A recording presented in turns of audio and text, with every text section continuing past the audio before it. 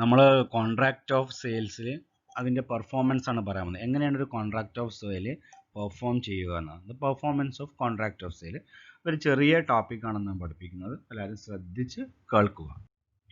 ആദ്യം ഡെഫിനിഷൻ ആണ് പറയുന്നത്. എന്താണ് performance of contract of sale നോക്കുക. According to the section 31 of the contract of Sale of Goods Act, the performance of contract of sale means as regards seller deliver of the goods to the buyer and as regards the buyer acceptance of the deliver of the goods and the payment for them in accordance with the terms of the contract of sale. Terms of contract of sale വളരെ simple ആണ്. എന്താണ് performance of contract of sale എന്ന് പറഞ്ഞു കഴിഞ്ഞാൽ, ഇവിടെ എന്ത് ചെയ്യുന്നു, seller എന്ത് ചെയ്യുന്നു, അദ്ദേഹത്തിൻ്റെ കയ്യിലുള്ള വസ്തു ബയർക്ക് കൊടുക്കുന്നു, ബയർ എന്ത് ചെയ്യുന്നു, ആക്സെപ്റ്റ് ചെയ്യുന്നു, പിന്നെ ടേംസ് ആൻഡ് കണ്ടീഷൻ അനുസരിച്ചിട്ട് എന്ത് ചെയ്യുന്നു, അതിനുള്ള പേയ്മെൻറ്റ് കൊടുക്കുകയും ചെയ്യുന്നു. അതാണ് കോൺട്രാക്ട് ഓഫ് സെയിൽ എന്ന് പറയുന്നത്. ഒരു കാര്യം കൂടിയും പറയുന്നു. According to the section 32 of the contract of sale, if there is no special agreement between the parties to it, then the delivery of the goods and the payment of their price are concurrent condition. That is, the seller shall be willing to give the possession of the goods to the buyer in exchange for the price, and the buyer shall ready and willing to pay the price in exchange for the possession of the goods. ഇവിടെ ഒരു contract of sale special condition ഒന്നും പറയുന്ന രീതിയിലൊരു contract ഒന്നും നമ്മൾ ആദ്യം ഉണ്ടാക്കിയിട്ടില്ല. സാധനം വാങ്ങുമ്പോൾ അങ്ങനെ ഉണ്ടാക്കിയിട്ടില്ലെങ്കിൽ, അതായത് അങ്ങനത്തെ കോൺട്രാക്റ്റ് എന്ന് പറഞ്ഞാൽ നമ്മൾ ലാൻഡ് വാങ്ങുകയാണെങ്കിൽ നമ്മൾ ഒരു എഗ്രിമെൻ്റ് ഉണ്ടാക്കും, കുറച്ച് അഡ്വാൻസ് കൊടുക്കും, എന്നിട്ട് ഇത്ര പർട്ടിക്കുലർ ഡേറ്റിന് ഞാൻ നിങ്ങൾക്ക് പൈസ തരാം, അപ്പോൾ ഭൂമി എൻ്റെ പേരിൽ രജിസ്റ്റർ ആക്കി തരാം എന്നൊക്കെ പറഞ്ഞ് ചില കോൺട്രാക്റ്റുകൾ ഉണ്ടാക്കും. അത്തരത്തിലൊരു കോൺട്രാക്റ്റ് ഇല്ലെങ്കിൽ സെല്ലർ സാധനം തരുമ്പോൾ ആ ടേംസ് ആൻഡ് കണ്ടീഷൻ അനുസരിച്ച് അപ്പോൾ തന്നെ കൺകറൻ്റ് ആയിട്ട് സാധനം ഇങ്ങോട്ട് കിട്ടുമ്പോൾ തന്നെ നമ്മൾ അങ്ങോട്ട് എന്ത് ചെയ്യണം, ക്യാഷ് കൊടുക്കുകയും ചെയ്യും. ഇതിനെയാണ് നമ്മൾ എന്ത് പറയുക, performance of contract of sale എന്ന് പറയുക. ഓക്കെ, ഇനി പ്രധാനമായിട്ടും എങ്ങനെയൊക്കെ ഒരാൾക്ക് ഡെലിവറി ചെയ്യാൻ ഗുഡ്സ്, സെല്ലർക്ക് എങ്ങനെയൊക്കെ ബയർക്ക് ഡെലിവറി ചെയ്യുക എന്ന് പറയുന്നുണ്ട്. നോക്കുക, section 2 subsection 2 of the contract of goods act defines the deliver as a voluntary transfer of the possession from one person to another. അതായത് വോളണ്ടറി ആയിട്ട് സ്വമേധയായിട്ട് എന്ത് ചെയ്യുന്നു, സെല്ലർ എന്ത് ചെയ്യുന്നു, from one person to another. ഇവിടെ വൺ പേഴ്സൺ എന്ന് പറയുന്നത് സെല്ലർ ആയിരിക്കും, സെല്ലറിൽ നിന്ന് ബയറിലേക്ക് ട്രാൻസ്ഫർ ചെയ്യുന്നു. ഡെലിവറി ഓഫ് ഗുഡ്സ്, എങ്ങനെയൊക്കെ സാധനം കൈമാറാം എന്നത് 3 തരത്തിൽ കൈമാറാം. ആക്ച്വൽ ഉണ്ട്, സിംബോളിക് ഉണ്ട്, ആൻഡ് കൺസ്ട്രക്റ്റീവ് ഉണ്ട്. നോക്കുക, actual, symbolic or constructive. Actual delivery നോക്കുക, when the goods are handed over by the seller to buyer or his duly authorised agent, the delivery is said to be actual. അതായത് seller എന്ത് ചെയ്യുന്നു, സാധനം എടുത്തിട്ട് hand over ചെയ്യുന്നു ആർക്ക്, വാങ്ങുന്ന ബയ്യർക്ക്, അല്ലെങ്കിൽ സെല്ലർക്ക് പകരം സെല്ലറുടെ ഏജന്റ് ആയിരിക്കാം. അതുപോലെ തന്നെ വാങ്ങുന്നത് നേരിട്ട് ബയ്യർ ആണെന്നില്ല, അദ്ദേഹത്തിന്റെ ഏജന്റ് ആയിരിക്കാം. ഇതിനെയാണ് നമ്മൾ ആക്ച്വൽ ഡെലിവറി എന്ന് പറയാം. ഇനി അടുത്തൊരു ടേമാണ് സിംബോളിക് ഡെലിവറി. അതായത് നോക്കുക, where the goods are bulky and heavy. നമ്മൾ കൈമാറുന്ന സാധനം ഭയങ്കര ബൾക്കിയാണ്, വളരെ കൂടുതലുണ്ട്, വളരെ ഹെവിയാണ്, വളരെ കനമുള്ള സാധനം, വളരെ വെയിറ്റഡ് ആണ്. അങ്ങനത്തെ സാധനം നമുക്ക് കൈ കൊണ്ട് എടുത്ത് കൊടുക്കാൻ പറ്റുമോ? പറ്റില്ല.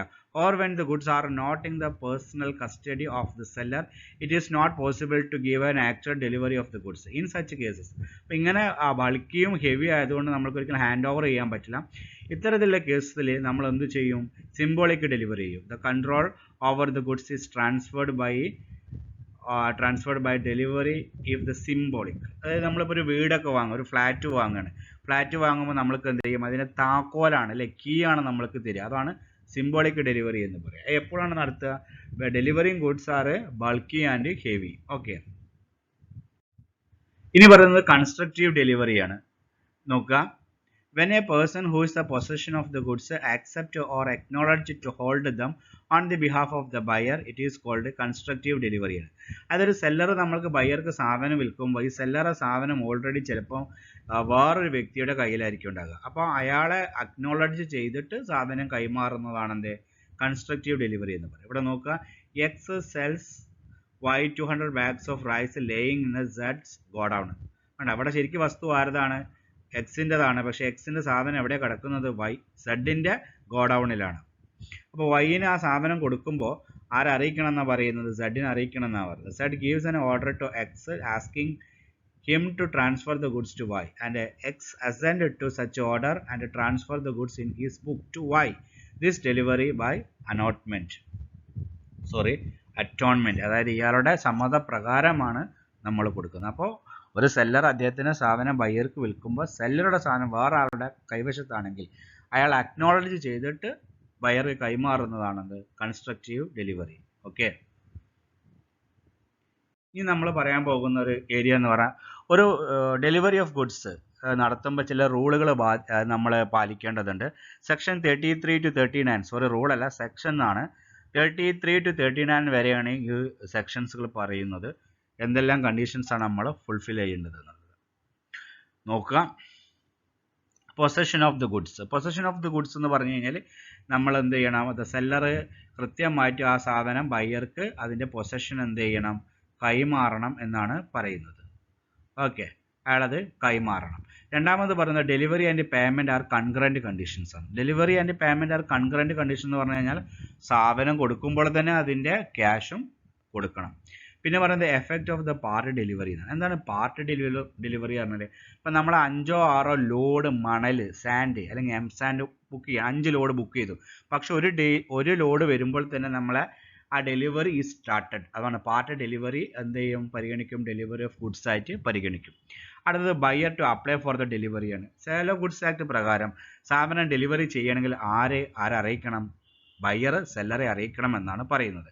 പിന്നെ time and place of delivery, ഇത് വളരെ ഇമ്പോർട്ടൻ്റ് ആണ്. ടൈം ആൻഡ് പ്ലേസ്, അതായത് നമ്മൾ കോൺട്രാക്ട് ഓഫ് സെയിലിൽ പ്ലേസ് കൃത്യമായിട്ട്, പ്ലേസോ സ്ഥലമോ കൃത്യമായിട്ട് പറഞ്ഞിട്ടില്ലെങ്കിൽ ബയ്യർക്ക് അനുയോജ്യമായ സമയത്തും അനുയോജ്യമായ സ്ഥലത്തും അത് ഡെലിവറി ചെയ്യണം. ഇനി സമയവും പ്ലേസും പറഞ്ഞു കഴിഞ്ഞാൽ ആ പ്രോപ്പർ പ്ലേസിൽ തന്നെ ഡെലിവറി ചെയ്തിരിക്കണം. ഇനി goods in the possession of the third party. ഒരു സെല്ലർ ആ ഗുഡ്സ് തേർഡ് പാർട്ടീൻ്റെ കയ്യിൽ ആണെങ്കിൽ ആ സാധനം എന്ത് ചെയ്യണം, അയാളെ അറിയിച്ചിട്ടാണ് ഡെലിവറി ചെയ്യേണ്ടത്. പിന്നെ എക്സ്പെൻസ് ഓഫ് ദ ഡെലിവറിയാണ്. സെല്ലർ ആ ഒരു വസ്തു ബയ്യർക്ക് വിൽക്കുന്നതിൻ്റെ ആ വിൽക്കാൻ തയ്യാറാക്കി വെക്കുന്നത് വരെയുള്ള ചിലവ് ആര് ഏറ്റെടുക്കണം, സെല്ലർ ഏറ്റെടുക്കണം. പിന്നീടുള്ളത് അവരുടെ സെയിൽ ഓഫ് കോൺട്രാക്റ്റിനെ ബേസ്ഡ് ആയിരിക്കും. ഓക്കെ, ഇനി നമ്മൾ പറയാൻ പോകുന്നത് the buyers right of examine the goods. സാധനം വന്നു കഴിഞ്ഞാൽ വസ്തു എക്സാമിൻ ചെയ്യാനുള്ളത്, ഡെലിവറി ചെയ്ത് കഴിഞ്ഞാൽ ആ ഡെലിവേർഡ് ഗുഡ്സ് നമ്മൾ പറഞ്ഞ ഓർഡർ പ്രകാരമാണോ എന്നുള്ളത് ചെക്ക് ചെയ്യാനുള്ള റൈറ്റ് ആർക്കുണ്ട്, ബയ്യർക്ക് ഉണ്ട്. പിന്നെ പറയുന്നത് buyer not to bound return the rejected goods എന്നാണ്. സെല്ലറോട് ആദ്യമേ പറയുകയാണെങ്കിൽ ഞാനത് റിജക്റ്റ് ചെയ്താണ്, എനിക്ക് ഈ ഗുഡ്സ് വേണ്ട എന്ന് പറഞ്ഞു കഴിഞ്ഞാൽ പിന്നെ ആ റിജക്റ്റഡ് ഗുഡ്സ് ഒരിക്കലും എന്ത് ചെയ്യേണ്ട, റിട്ടേൺ ചെയ്യേണ്ട ആവശ്യമില്ല. നമ്മൾ സാധനം അയക്കുമ്പോൾ നമ്മൾ പറയണം എനിക്ക് ആ സാധനം വേണ്ട, പക്ഷേ അയാൾ അയച്ചു കഴിഞ്ഞാൽ നമ്മൾക്ക് ഒരിക്കലും അത് റിട്ടേൺ ചെയ്യേണ്ട ആവശ്യമില്ല. ബിക്കോസ് വി ഓൾറെഡി അതെന്ത് ചെയ്തിട്ടുണ്ട്, റിജക്റ്റ് ചെയ്തിട്ടുണ്ട്. ലാസ്റ്റ് പറയുന്നത് liability of buyer for neglecting or refusing the delivery of the goods. അത് ആദ്യം പറഞ്ഞതിൻ്റെ ജസ്റ്റ് ഓപ്പോസിറ്റ് ആണ്. നമ്മൾ ഓക്കെ ഡെലിവറി വന്നോട്ടെ എന്ന് ബയ്യർ പറയുക, വന്നതിന് ശേഷം പറയണം എനിക്കിത് വേണ്ട. അങ്ങനെയാണെങ്കിൽ അതിൻ്റെ ഉത്തരവാദിത്തം ആര് ഏറ്റെടുക്കേണ്ടി വരും, ബയ്യർ ഏറ്റെടുക്കേണ്ടി വരും. അപ്പോൾ ഇത് 2 പ്രാവശ്യം കേൾക്കുക. എന്തെങ്കിലും ഡൗട്ട് ഉണ്ടെങ്കിൽ എന്ത് ചെയ്യുക, ജസ്റ്റ് ആസ്ക് മീ, ഞാനത് കൂടുതൽ പറഞ്ഞുതരാം. Okay, thank you very much.